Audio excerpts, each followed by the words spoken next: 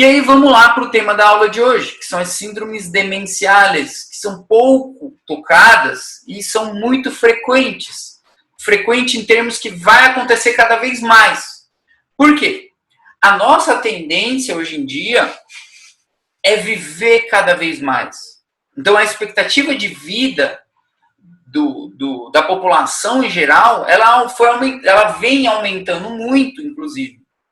E essas patologias, elas vão aparecendo, inclusive, com o decorrer do aumento da idade. Se o teu paciente tem, por exemplo, jogando já para vocês, mais que 85 anos, certo? E aí ele já tem uma probabilidade de desenvolver uma demência de 25 a 45%. É muita gente acima de 85 anos que pode vir a cursar com quadros de demência. E a gente tem que entender, tá, basicamente, o que está dentro dessas síndromes demenciais. Tá? Porque, geralmente, às vezes o paciente não está no quadro de demência, tá? De outra patologia, e às vezes fica muito confuso também.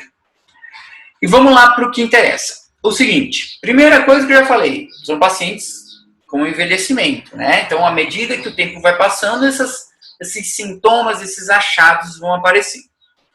E a síndrome demencial, pessoal, eu vou precisar de duas coisinhas, tá? Eu vou precisar que o meu paciente tenha um declínio cognitivo,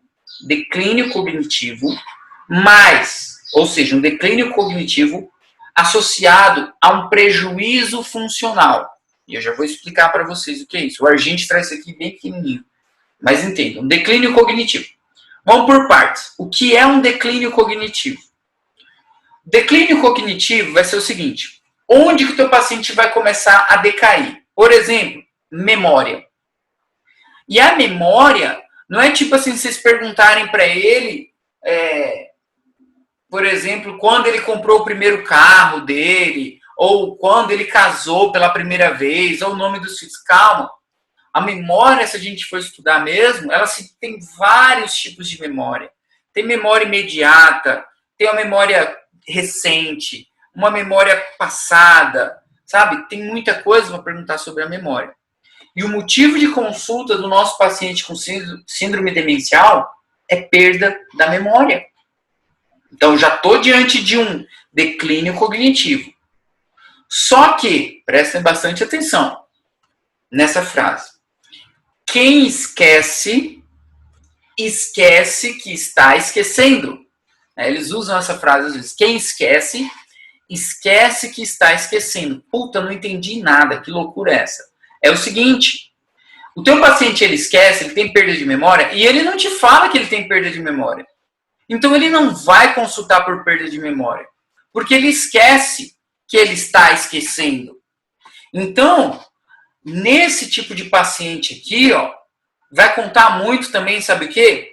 A queixa do acompanhante do paciente. Claro que a gente tem o motivo de consulta do nosso paciente, legal. Só que eu preciso entrevistar o acompanhante do paciente. O filho, por exemplo, a mulher dele que está trazendo ele. Porque ele pode falar que, olha, eu não tenho problema nenhum com a memória e tal, e ele está te falando. Só que o acompanhante dele vai te falar. Olha, doutor, não é bem assim, não. O meu pai, entendeu? E aí eles vão trazer uma queixa também. Então aqui, basicamente, não vou falar que são dois motivos de consulta diferentes, mas eu tenho que ter esse filtro.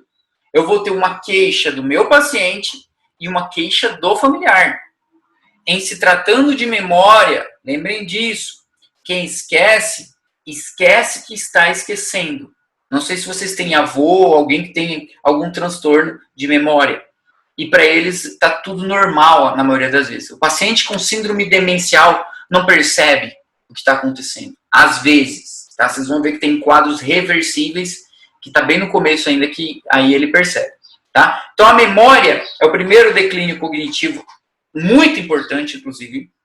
Outro, a orientação. Como assim orientação? Orientação é aquela orientação que eu acabei de falar para vocês.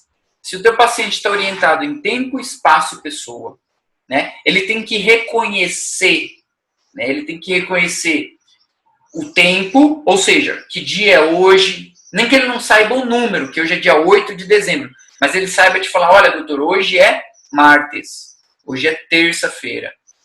Ah, e que horas são? Eu não sei, eu não tô de relógio, mas tipo, eu sei que tá de tarde. Tá entendendo? Então ele tá orientado em tempo. Em espaço, se ele sabe onde ele está. Provavelmente num consultório médico. E aí você vai perguntar. E ele vai te falar, olha, eu acho que eu tô aqui no clube, né? Estamos aqui no clube, que eu vim jogar tênis. Pô, pelo amor de Deus. Tá? Tá entendendo? E em pessoa, tanto em relação a ele, quanto em relação às pessoas que estão à volta. Vocês sabem quem é você como médica, né? Quem que sou eu, sabe? Olha, você é a doutora que está me atendendo, ela ali é a outra doutora, aquela ali é minha filha. Então ele está orientado, tá? E vocês vão ver que nas síndromes demenciais, essa orientação já começa a ter um declínio também, tá? A linguagem também está associada a esse declínio cognitivo. Onde? Lembra da afasia?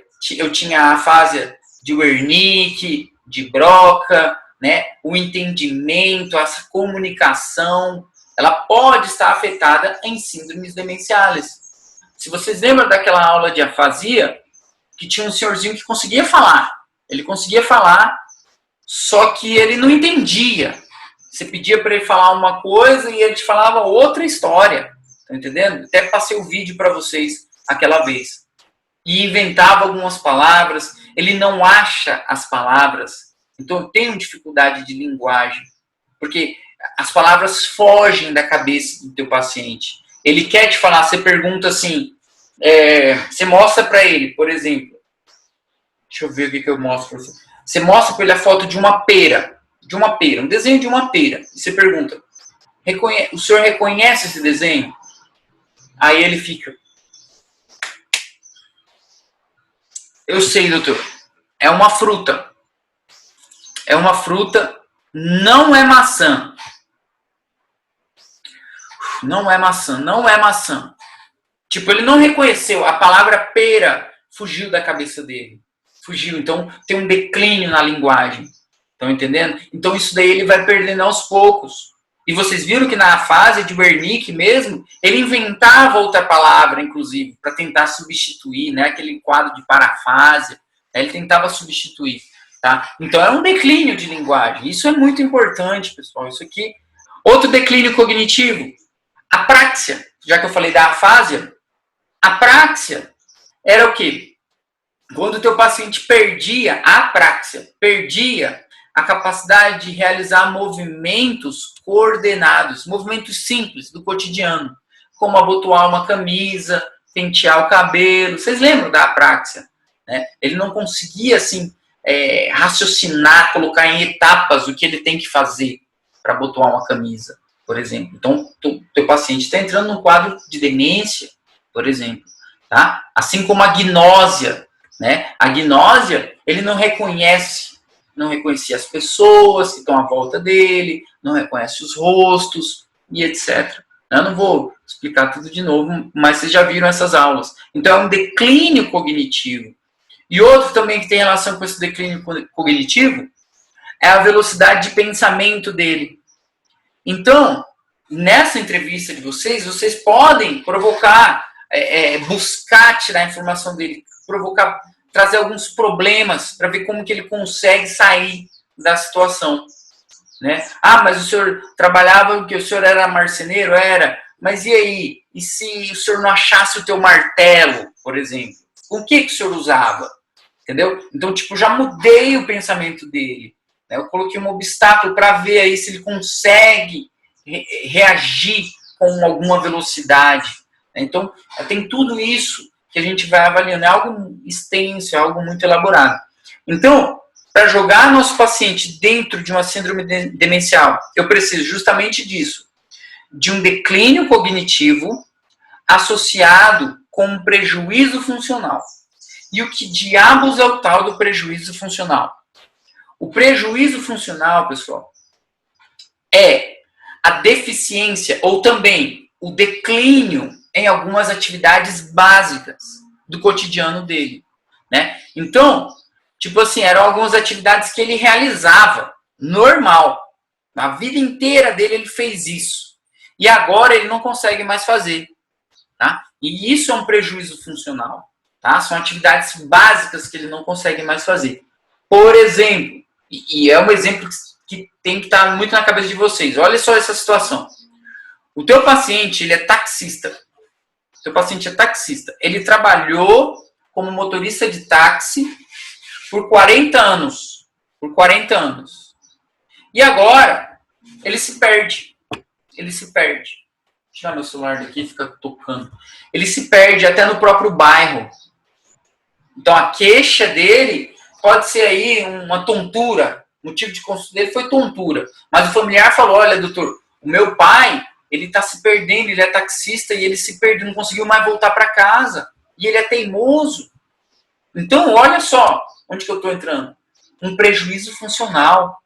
Ele dirigiu por 40 anos na cidade inteira e agora ele não se acha dentro do próprio bairro. Estão entendendo? Então, era uma atividade básica dele que teve esse déficit. Agora, não adianta vocês virarem para o teu paciente. Teu paciente é cozinheiro. Cozinheiro. É o taxista. E vocês perguntam assim para ele, mas e aí, senhor? O senhor está cozinhando? O senhor cozinha? Ah, ele fala assim, não cozinho, não. Tá, mas pera lá.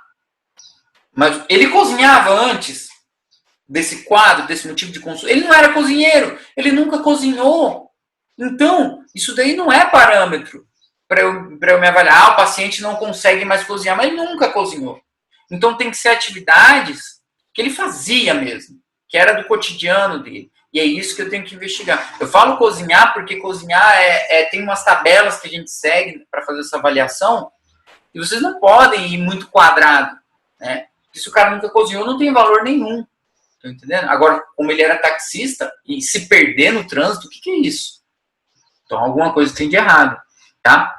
E justamente sobre esse prejuízo funcional, nós temos duas tabelas, porque nós temos dois tipos, tá? Nós temos atividades instrumentais, que são atividades elaboradas, como, por exemplo, o que é uma atividade elaborada do cotidiano? Por exemplo, contar dinheiro. Já viu um tiozinho? Não sei se vocês têm abuelo, avô, que tem dificuldade com dinheiro, alguma coisa assim. Contar dinheiro, pagar conta. Já viu? Falar que o senhor foi pagar a conta e roubaram o troco dele, porque, entendeu? Pagar conta, contar dinheiro, cozinhar, a tabela traz cozinhar, cuidar da casa. Tá entendendo? Isso são atividades que requerem, né, assim, maior destreza, que requerem um instrumento, que requer, por exemplo, são atividades mais elaboradas, mesmo do cotidiano. Tá? Mesmo do cotidiano. E nós temos algumas tivades que são atividades básicas. O que é uma atividade básica? Tomar banho sozinho. Tomar banho sozinho. Só queria que vocês tivessem na cabeça de vocês um senhorzinho na aula de hoje. É um idoso que a gente está falando. Tomar banho sozinho. Se vestir sozinho. Andar, não é andar na rua. Porque andar na rua, a gente joga em atividades elaboradas. É ele sair sozinho na rua, é atividade elaborada. Andar, eu falo andar dentro de casa. Isso é atividade básica. Caminhar dentro da própria casa. Saber onde é o próprio quarto, algo do tipo. Né? A relação dos hábitos mesmo, né? Da continência urinária ou defecatória. Né? São atividades básicas. Tá? Então eu tenho que perguntar, eu tenho que buscar, tá? Analisar esse prejuízo funcional. E aí eu somo as duas. Um declínio cognitivo, ou seja, o teu paciente está perdendo a memória, está com dificuldade na linguagem, e agora ele não consegue mais tomar banho sozinho, não consegue mais fazer conta, se perde com dinheiro, etc. Estamos num quadro de demência, de uma síndrome demencial. Entendeu? Eu preciso somar as duas. Tá? Porque tem muitas patologias que se confundem. Paciente com depressão, por exemplo, a depressão a gente pode colocar num quadro de pseudodemência. Paciente com depressão, parece que ele está assim, mas às vezes tipo, não é uma demência ainda. É só um quadro depressivo.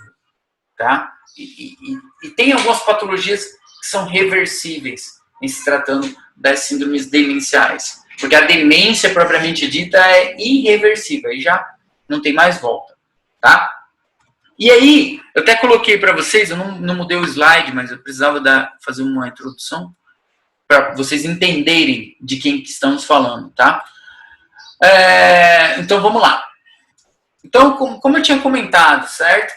E o que eu acabei de falar para vocês, transtorno crônico, progressivo, quanto mais a idade vai avançando, mais frequente ela vai se tornando, certo? Vai afetar a vida social do teu paciente, laboral, porque ele trabalha, familiar também, comove toda a família. Quem tem esse tipo de paciente em casa, é uma comoção de toda a família, tanto financeira quanto emocional também. É algo muito carregado. Tipo, tem que cuidar ele, porque senão ele liga o fogão da casa sozinho e ele pode colocar fogo na casa. Tá entendendo? É perigoso. Então tem que estar sempre alguém cuidando. Ele resolve fazer a janta dele sozinho e taca fogo na casa inteira. Tá? E o que mais? Tinha falado, preciso do compromisso, né?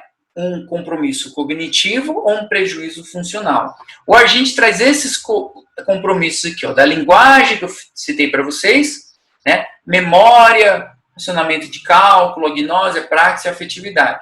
Não tem problema, é a mesma coisa. Tá? E aqui as causas da demência. Gente, são inúmeras causas. Alzheimer é a principal causa da demência, da síndrome demencial. Mas a gente não vai falar dessas patologias assim sozinhas, tá?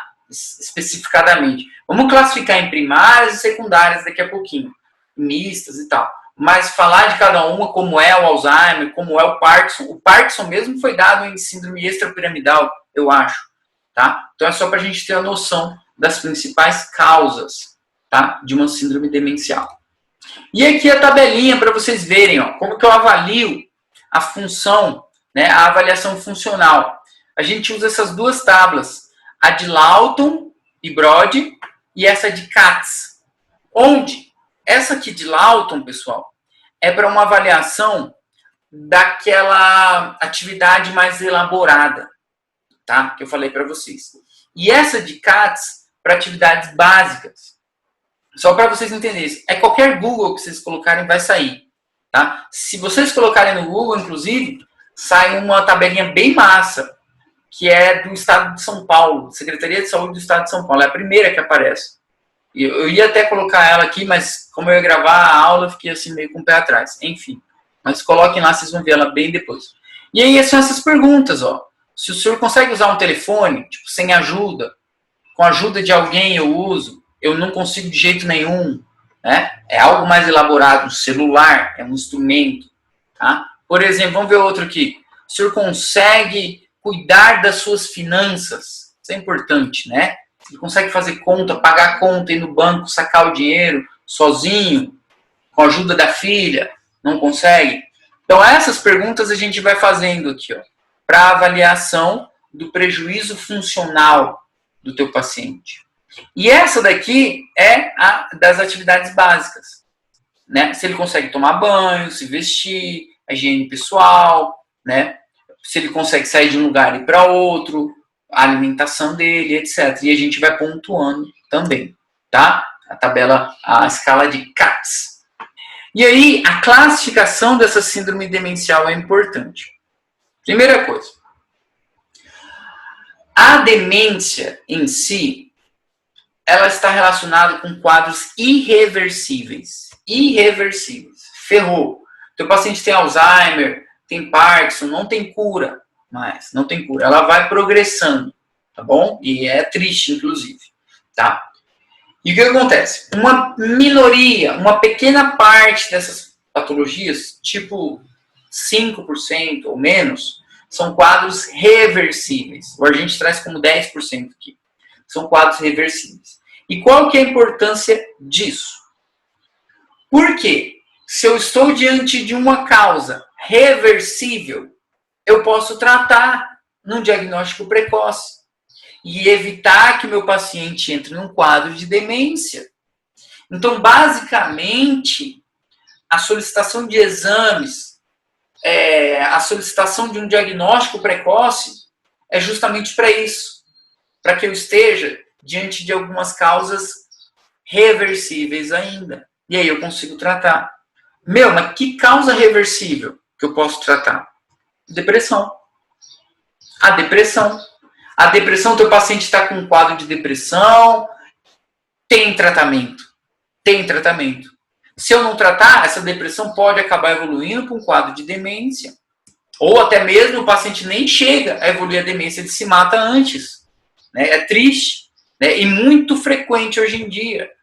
Tá? Outro quadro que vocês já viram, hipotiroidismo. Hipotiroidismo, isso mesmo. Hipotiroidismo, olha bem aqui, causas endócrinas. Hipotiroidismo. É reversível. Eu posso tratar o hipotiroidismo e evitar que o meu paciente tenha uma demência no futuro. Outro, até tem uma siglazinha, tudo é com sigla, né?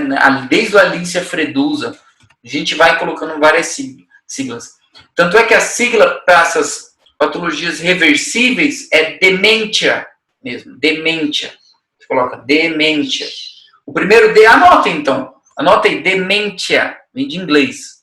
Para vocês saberem situações reversíveis. Que eu posso evitar um quadro de demência. O primeiro D é de drogas. Drogas. Como assim drogas? Drogas. Por exemplo, o álcool. O álcool. Então, mas eu achei que o álcool causava cirrose, causava insuficiência hepática, causava insuficiência... Tá bom, e causa demência também. Tá? Então, é reversível, porque eu posso tirar o álcool dele e evitar que ele caia nisso. Tá? Demência. O E, emocional. O E é de emocional. Como eu falei para vocês, depressão. Tá? O E de emocional, demência. O M, de metabólico. O que é algo metabólico?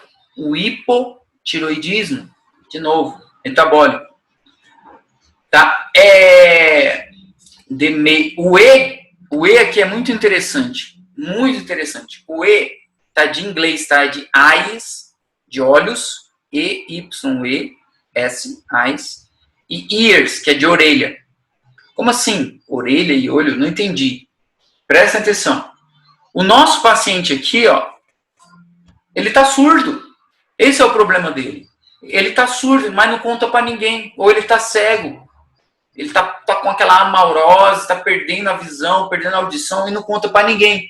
E aí, sabem o que ele faz? Ele começa a se afastar dos familiares. Ele vai ficando cada vez mais sozinho no quarto. Porque ele tem vergonha. Porque ele não consegue escutar. Ele não quer que a família perceba o que está acontecendo. E aí, ele entra num quadro de demência.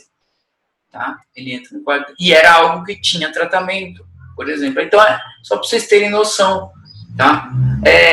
Enfim, tem outras causas. O T de tumor, demência. T, tumores. O I, infecções. E o A, demência.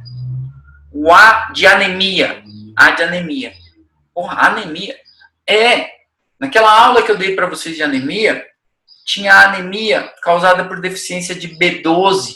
Lembra? Que cursava com transtornos neurológicos. Até mostrei aquela marcha para vocês.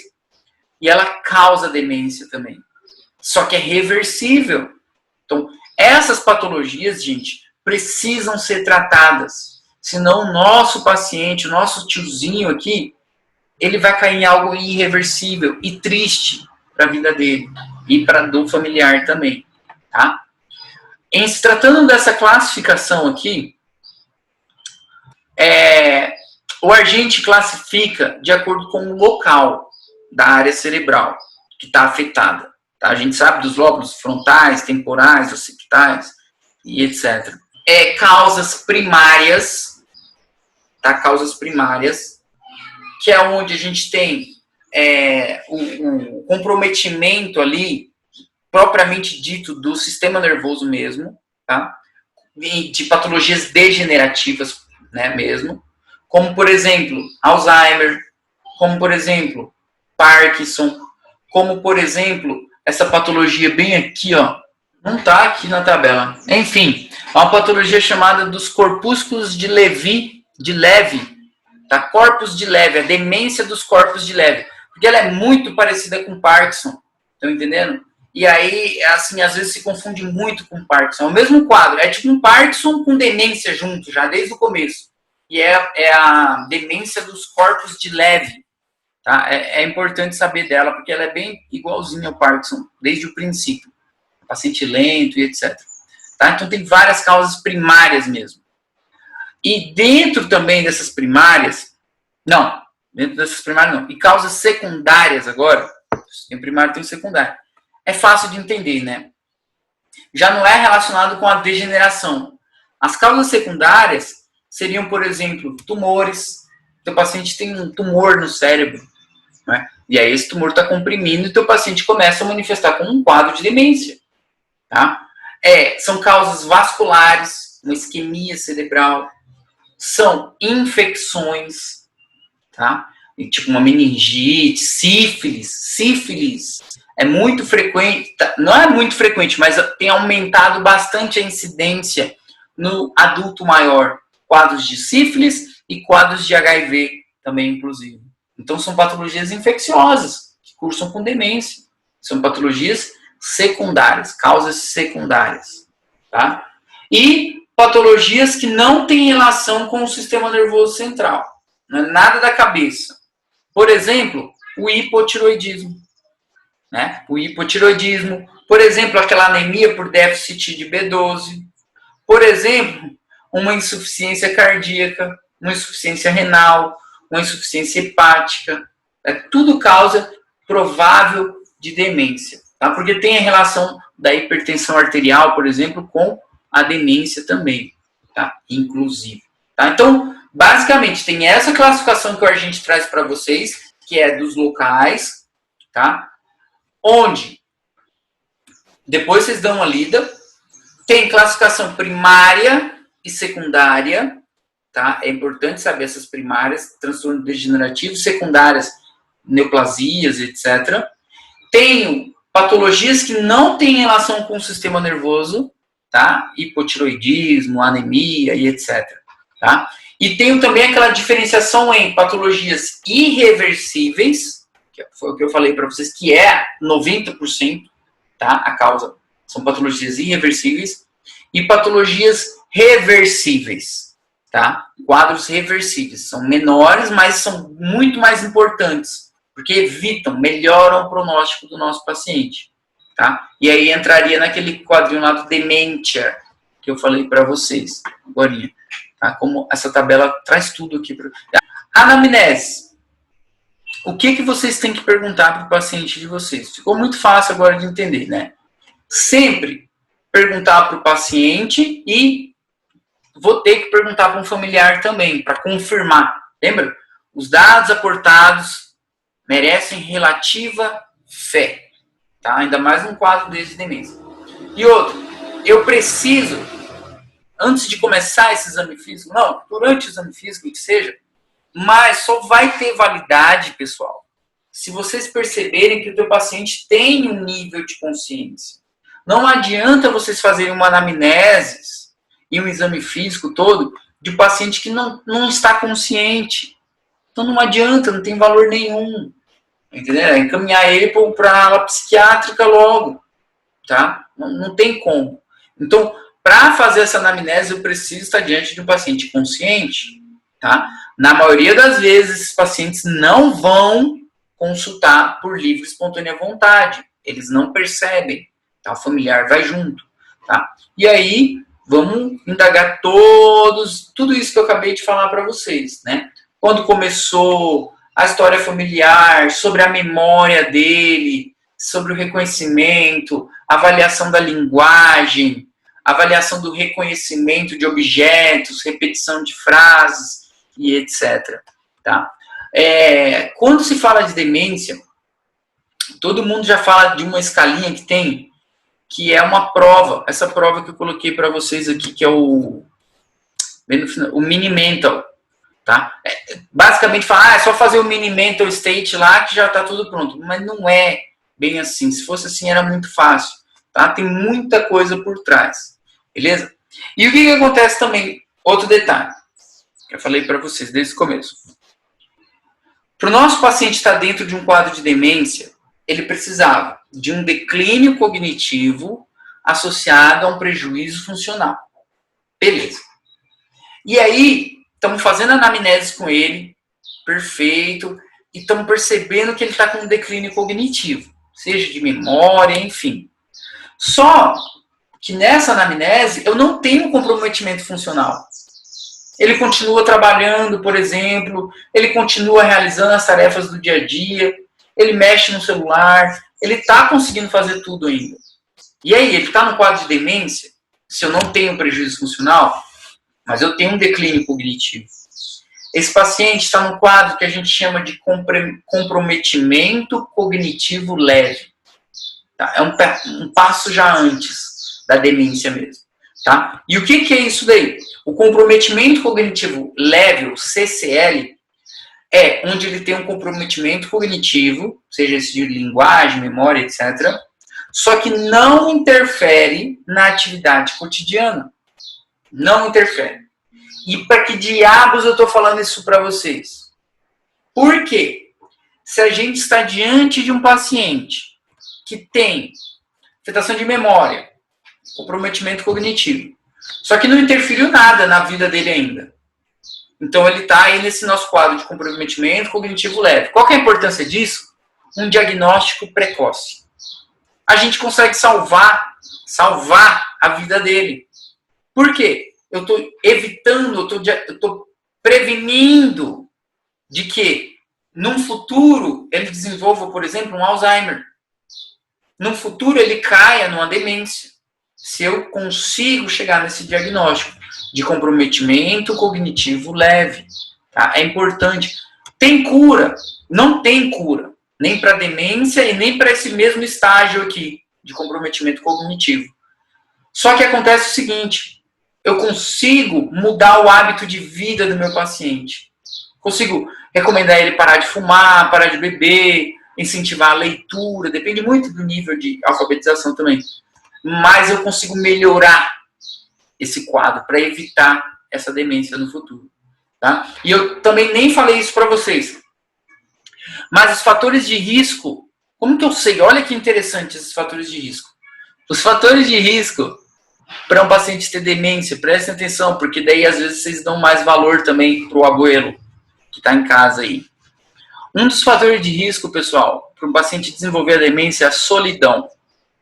Solidão. O paciente mora sozinho. Paciente é a pessoa que sempre morou sozinha, por exemplo, a vida inteira. Ela gosta de ficar só, trancada em casa, não gosta de sair de casa, ela gosta de ficar sozinha e ponto final. Tá? Então, fator de risco, solidão, morar só. Associado com outro fator de risco que tem um pouco contato social. Tá? Então, ela não tem muitos amigos, ela nunca participou de nada em grupo, né? Não sei quem é que se identifica, mas, enfim, só para vocês terem noção. Ela é sedentária, outro fator de risco, sedentarismo, fuma, ou consome drogas, ou bebe, tá? Outro fator de risco, hipertensão arterial, tá? Outro fator de risco, baixa escolaridade, e essa é importante. Se vocês pegarem, tem muito senhorzinho, tem muito tiozinho que chega super bem, mas ele gosta, sabe do quê? De ler. A leitura ajuda muito, tá? Então, a baixa escolaridade é um fator de risco, tá? E atrapalha muito, inclusive, essa alfabetização, porque a gente não consegue fazer os testes. Esse mini teste mesmo, que eu vou mostrar para vocês já já, não tem como fazer ele num paciente que não sabe fazer conta, ou que não sabe escrever direito, que não sabe desenhar, ou que é cego, por exemplo. Tá? Então, é difícil.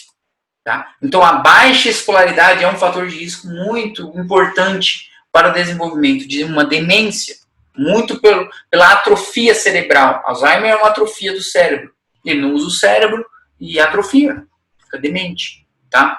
Outro fator de risco importante e óbvio, e de cara, o aumento da idade é um fator de risco e não tem como evitar, inclusive.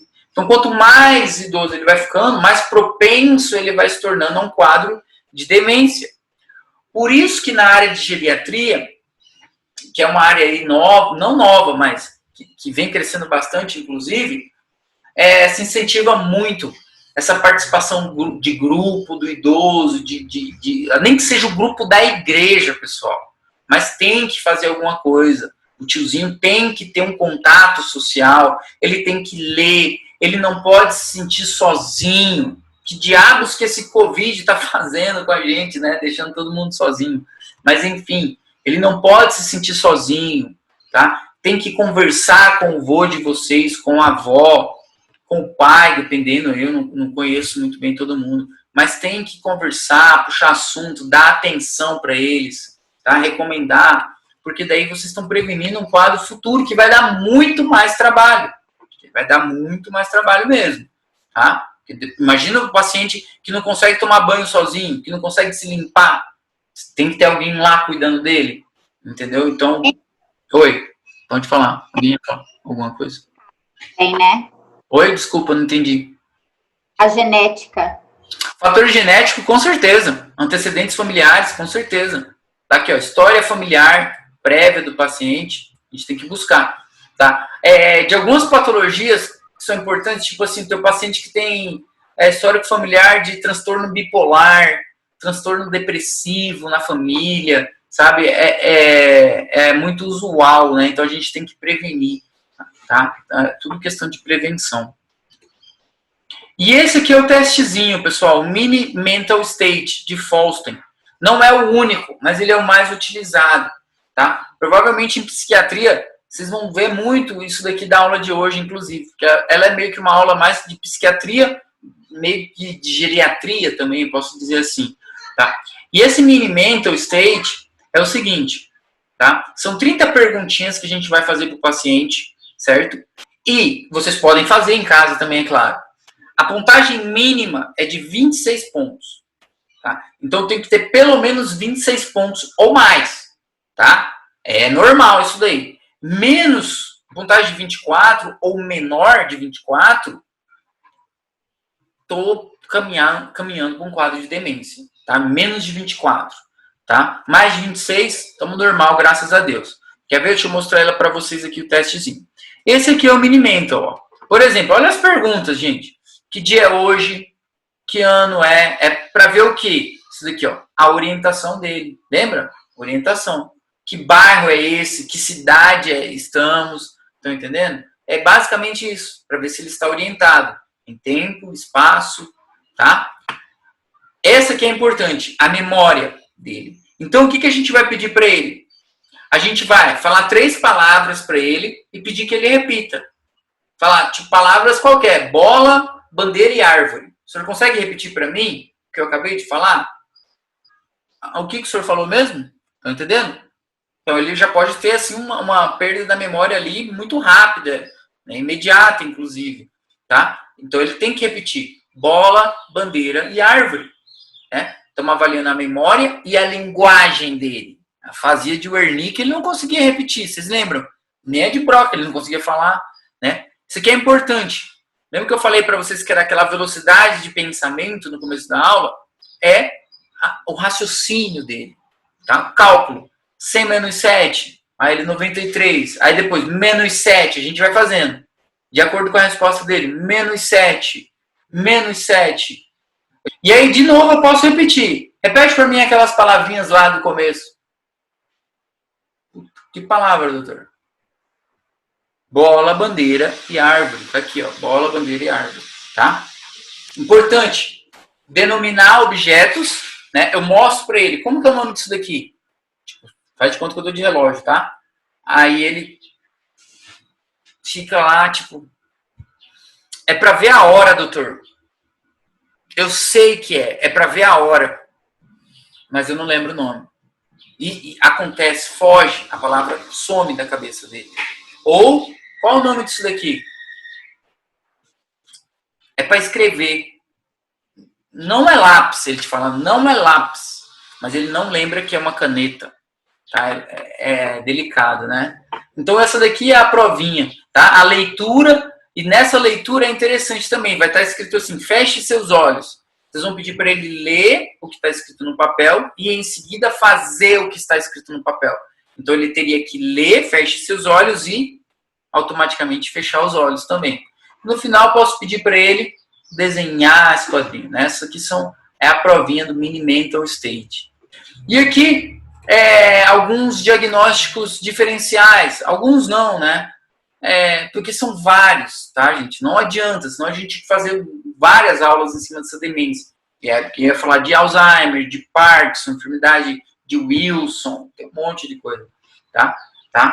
A pseudodemência, que eu falei para vocês no começo da aula, que eram quadros de depressão, também é reversível, porque tem tratamento, tá? E o Argente ainda traz uma tabela que diferencia bem o teu paciente com depressão do teu paciente com demência, e é bem diferente, tá? Lembrando que um paciente com depressão, o que ele faz, gente? O paciente com depressão, ele vai ficando sozinho, ele não quer mais falar com ninguém, tá entendendo? Ele pode abusar de drogas, de álcool. Olha os fatores de risco, estamos jogando os fatores de risco para ele. Às vezes ele já tem um histórico na família de patologias psiquiátricas e ele acaba desenvolvendo uma demência. Essa é a importância, tá? Aqui está a tabelinha para diferenciar demência de depressão, tá? Depois vocês leem. É bem diferente, inclusive. Lembrando que a depressão pode levar a uma demência, tá? E, para terminar, o seguinte: muito improvável que o teu paciente consulte por livre e espontânea vontade. Um paciente com demência, ele não consegue perceber o que está acontecendo. Então, ele não vai consultar. É muito pouco provável. Eu até comecei a aula falando que quem esquece que está esquecendo. Tipo, ele nem lembra que ele está com falta de memória. Então, ele não vai consultar por livre e espontânea vontade. Se o teu paciente está ali com 30 e poucos anos, 40 anos, e começa com esse déficit de memória, não é demência, calma, ele pode estar estressado, pode estar cansado pela sobrecarga da faculdade, sabe quando você estuda e parece que não entra mais nada na cabeça, por exemplo, e aí, tipo assim, não é porque você esqueceu de tudo, é porque teu cérebro está sobrecarregado, precisa descansar um pouco, tá? Agora, no nosso paciente que vai ficando mais idoso, das duas, uma.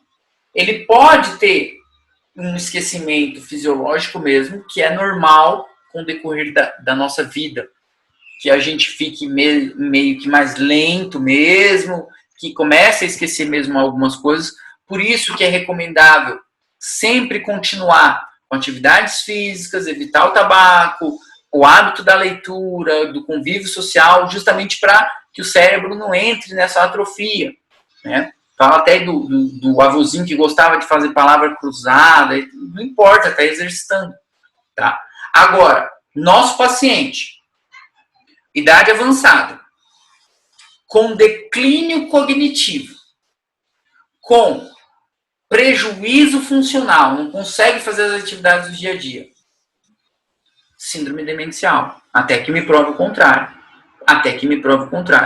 Ainda mais se ele tivesse signos extrapiramidais, que é o lado do Parkinson, né? Que vocês lembram, vocês já tiveram a aula do Parkinson, né? Aquela rigidez da roda dentada de negro, os tremores e etc.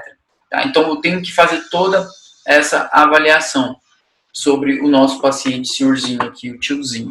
É muito importante. Eu acho até legal também essa área de geriatria, é bem bonita, por um lado. Tá? E aí é isso, pessoal. Síndromes demenciais